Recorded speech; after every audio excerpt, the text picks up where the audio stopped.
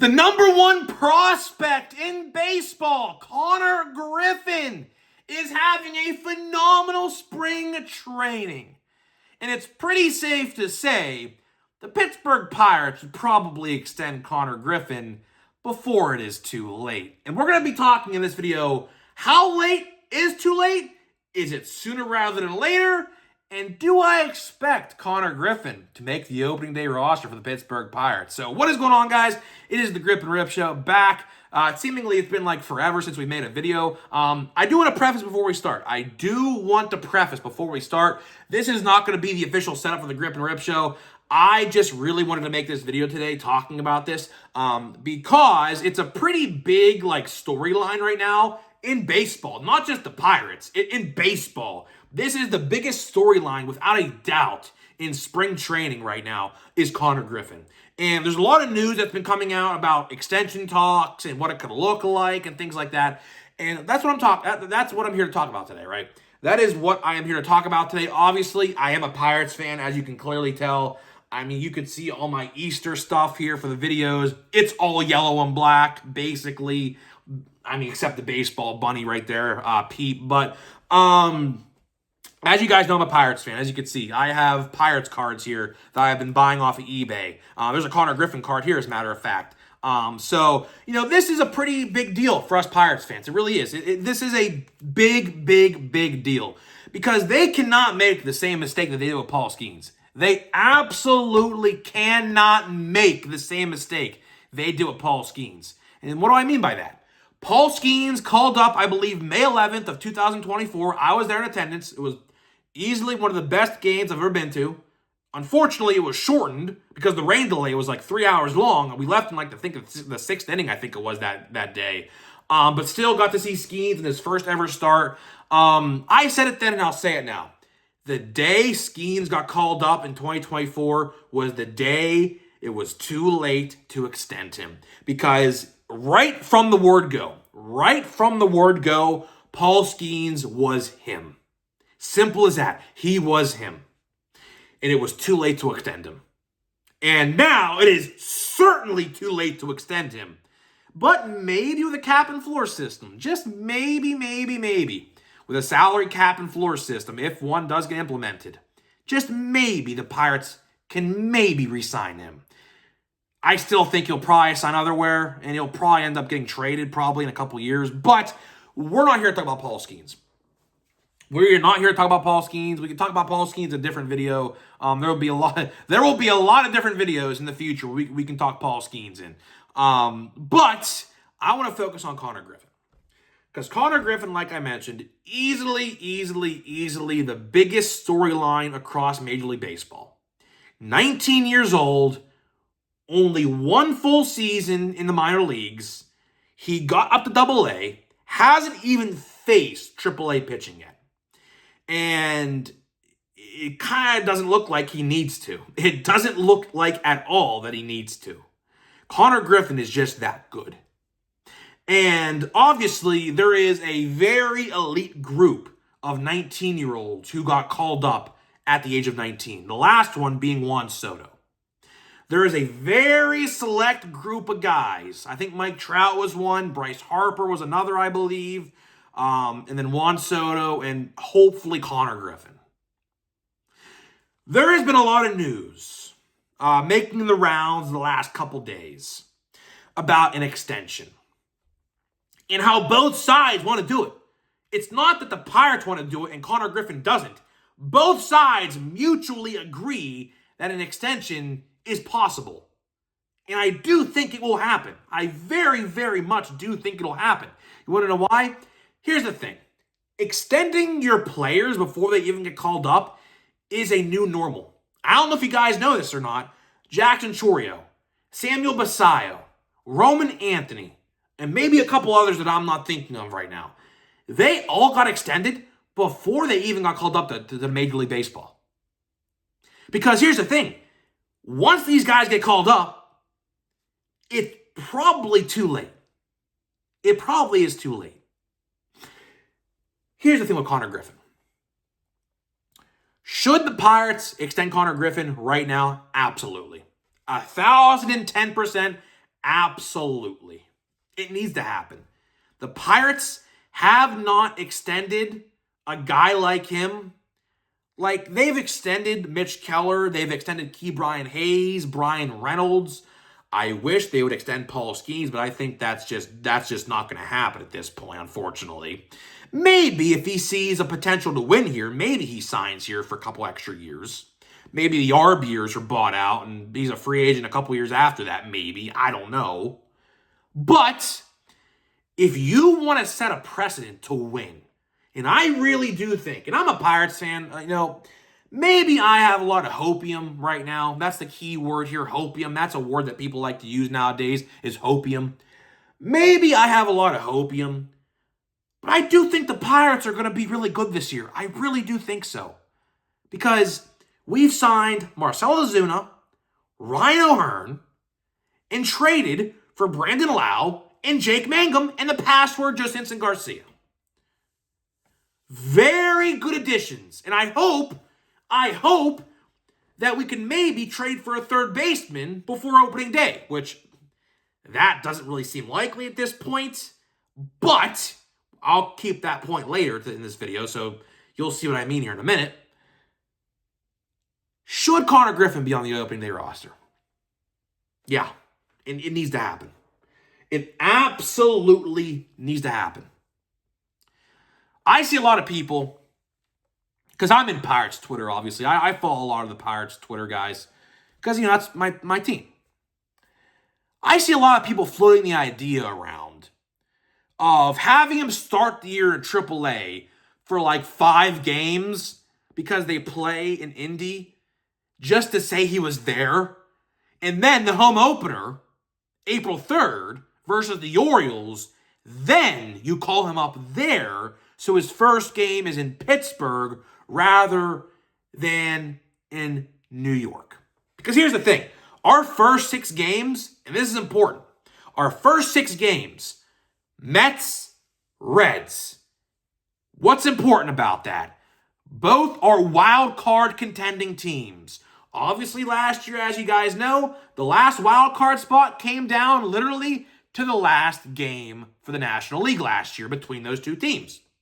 If the Pirates want to make the playoffs, and I do think there's a chance, I absolutely think there is a chance that the Pirates can sneak in as a wild card team this year. Absolutely.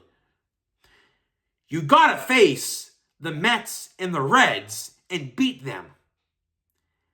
I am a big believer in Game 1 matters just the same as Game 162. I am a big believer in that. Let's say you start out 2-6. Let's say you lose the series to the Mets and lose the series to the Reds. There's 4 games right there where Konnor Griffin could have been in your lineup and produced. But instead, let's just say that he's not on the opening day roster. You're going to have Jared Triolo, who is really not that good at third base. He's good defensively, but he can't hit. He cannot hit. And then Nick Gonzalez, he's really not that good either. He's okay. But comparing Konnor Griffin to him it's not even a comparison. So if you're going to have 2 guys on the left side of the infield who can't really hit, one can defend, that just doesn't scream winning to me. It doesn't. I do think Konnor Griffin, if they don't get a third baseman, needs to be on the opening day roster. Where's your power coming from? Right now, outside of Marcell Ozuna, the Pirates have 0 right-handed power. Who would supply that? Konnor Griffin, not Nick Gonzalez. Nick Gonzalez can't hit home runs. He is a singles and doubles hitter and triples at PNC Park in the Notch. Triolo's not a power hitter either. He's a singles guy. That's why I said maybe the Pirates go out and get a third baseman via trade. Isaac Paredes comes to mind, which I would love to see that. It should happen. We have the capital. We have the trade capital to get that done. Will it happen? I don't know. But if you want to supply right-handed power, which we are a very lefty lineup, Brandon Lau, O'Neal Cruz, O'Hearn, all lefties. Your whole power supply, Reynolds. Most power comes from the left side from Brian Reynolds. He can hit righty home runs, but he's a very lefty-heavy power guy. He needs to be on the opening day roster. Absolutely. It can't even be a discussion.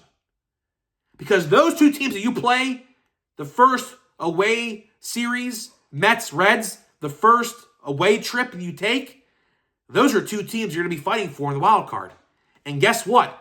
Let's say you and the Reds are tied for the last spot.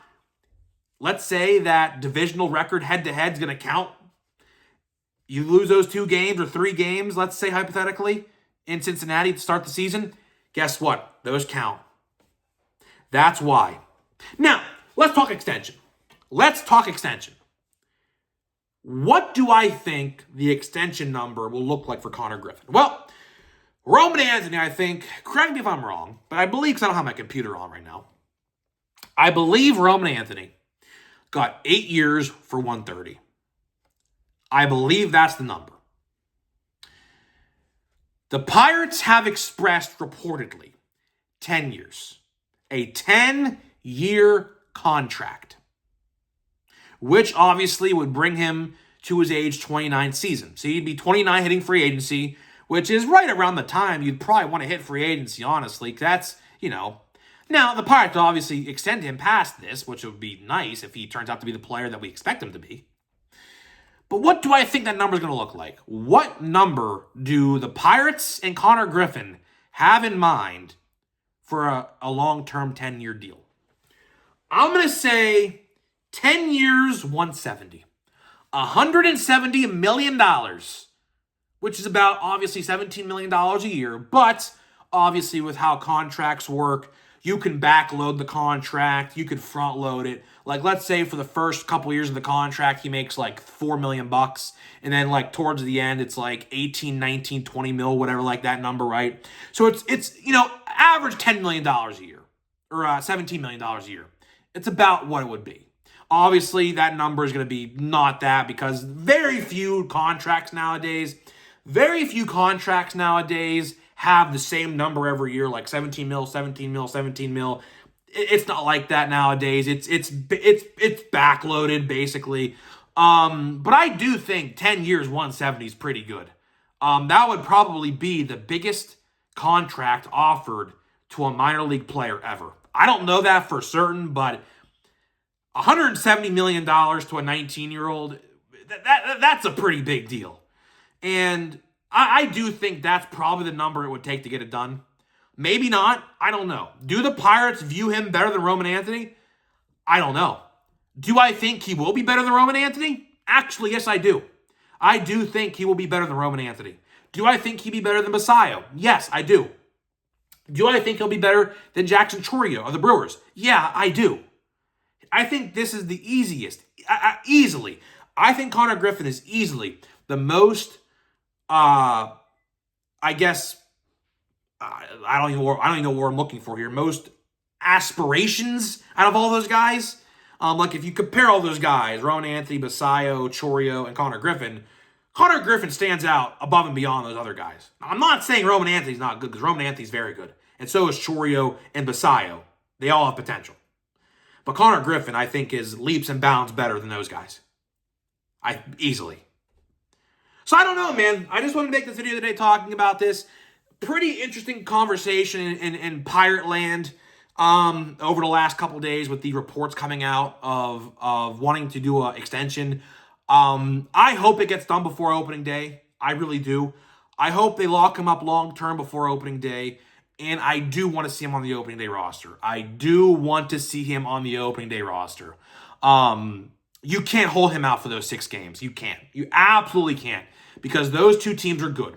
It's not like we're playing the Rockies and the Marlins or the White Sox. Although the White Sox, actually, I think will be pretty good this year, actually. But it's not like we're playing 100 lost teams. We're playing 2 wild card potential teams. He's got to be in there. Especially when you have no power at third base. Simple as that. It's easy. It's so easy to understand. So I don't know, man. But overall, that's all I got for you, man. That's all I got for you. So we're going to be opening a pack of Universe today, actually. Of course, if you guys watch my sports card content, you guys know we open a pack of data in the video. And same thing applies here. We'll be doing the same thing here in these videos. So, if you like that, stay tuned to the end of the videos. We'll be opening packs of cards. So here we go, man. I know it's not a baseball video or of baseball cards, but this product is like the hottest product right now that Topps has released.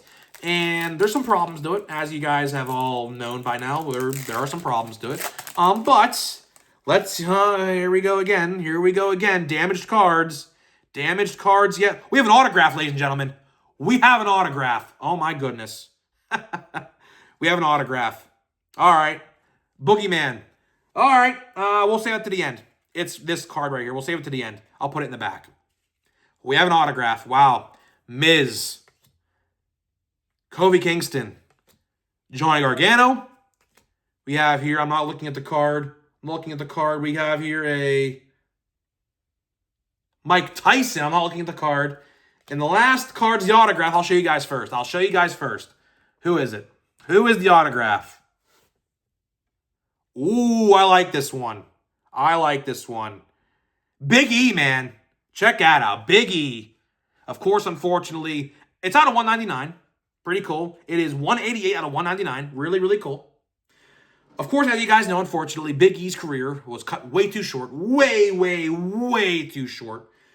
Someone broke his neck on a random episode of SmackDown. And, yeah, he has never wrestled. He's retired now. He has confirmed he is retired. So, Big E is never going to wrestle again, but that's a cool autograph, man. Big E Langston back in the day. They cut his last name off. Now he was Big E.